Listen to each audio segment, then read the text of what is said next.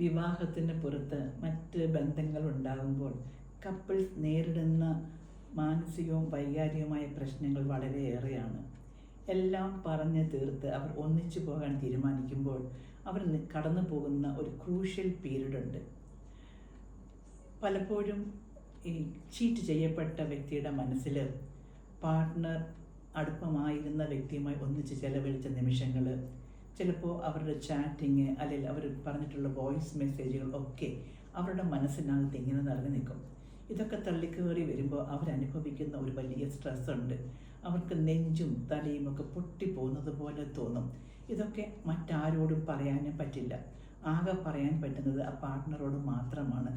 ആ വേവലാതികളൊക്കെ പറയുമ്പോൾ പാർട്ട്ണർ പറയും, ഇതൊക്കെ നമ്മൾ പറഞ്ഞു തീർത്തതല്ലേ, വീണ്ടും വീണ്ടും എന്തിനാണ് ഇങ്ങനെ ചോദിച്ചെന്നെ വേദനിപ്പിക്കുന്നതെന്ന്.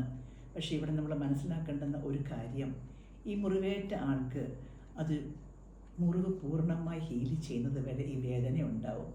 ഒരു ഹാർട്ട് സർജറി കഴിഞ്ഞാൽ പുറമേ ഉള്ള മുറിപ്പാടുകൾ മാറിയാലും അകത്തെ മുറിവ് ഉണങ്ങാൻ സമയമെടുക്കും എന്ന് പറഞ്ഞതുപോലെ ഇമോഷണൽ ഹാർട്ടിന് ഏൽക്കുന്ന ഒരു മുറിവാണ് അത്. വളരെ ആഴത്തിലുള്ള ഒരു മുറിവുമാണ്. ആ മുറിവ് ഹീൽ ചെയ്യുന്നത് വരെ ഇങ്ങനെ വേദന വന്നു വരുമ്പോൾ ഇത് പാർട്ട്ണറോടായിരിക്കും അവർ പങ്കുവെക്കുക.